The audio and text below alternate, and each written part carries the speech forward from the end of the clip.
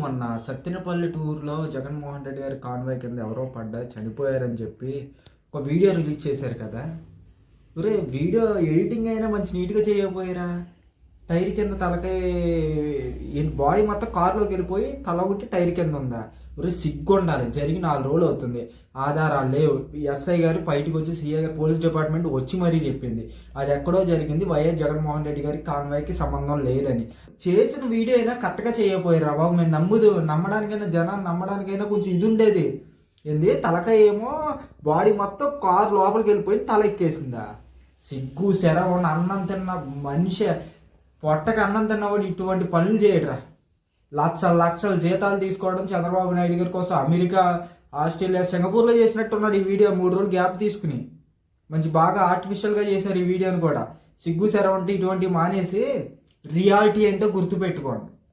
సిగ్గు శరం తెచ్చుకోండిరా ఐటీడీపీ బ్యాచ్లారా.